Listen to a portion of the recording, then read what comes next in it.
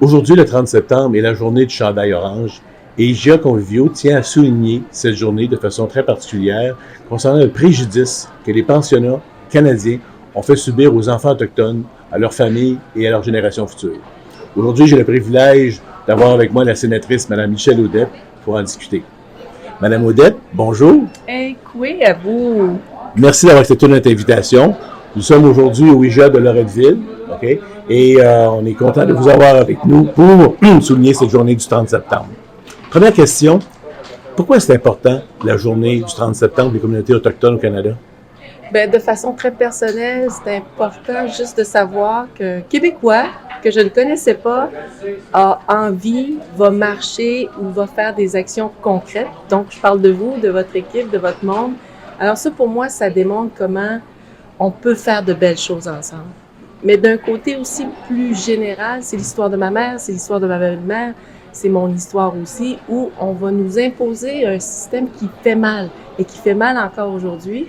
Mais ça nous permet de montrer au reste de la société qu'à travers les traumatismes, on est plein d'amour, plein de vérité puis de volonté de faire des choses ensemble et de guérison aussi. Alors les écoles résidentielles, ça a existé, ça a encore son effet, mais j'espère qu'aujourd'hui, le 30, ça va nous rapprocher encore plus. Merci. Puis qu'est-ce que ça représente symboliquement le port du chandail orange aujourd'hui? À un moment donné, en Colombie-Britannique, une jeune fille au nom de Phyllis, comme à travers le Canada, la GRC, la Gendarmerie royale, elle est créée à l'époque pour enlever les enfants des territoires. Elle existe encore, cette police, mais elle n'a plus le mandat de nous arracher comme ça. Et elle se fait enlever et elle amène son petit bagage que sa grand-mère lui avait préparé, dont une chemise orange. Elle arrive dans le pensionnat et tout de suite, on lui arrache, on lui enlève ou on lui demande d'enlever. Mais le symbole, c'était, en enlevant mon gilet orange, on a enlevé ma culture, ma langue, ma relation avec le territoire, mon identité culturelle et la petite fille que j'étais. Et aujourd'hui, quand je remets mon chandail orange, c'est pour dire, je reprends ce qu'on m'a enlevé. Quelle histoire! IGA Convivio est très impliqué dans sa communauté, surtout ici à Loretteville, depuis tout près de plusieurs années, 1938 en fait. Et nous, là, comme organisation communautaire, puis organisme qui vient en aide aux gens dans la région, qu'est-ce qu'on pourrait faire de plus pour améliorer la diversité, l'équité et l'inclusion?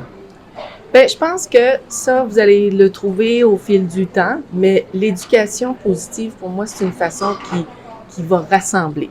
Donc, à chaque saison, le fruit, un aliment, fait partie de nos cultures autochtones qu'on célèbre par des cérémonies et ainsi de suite.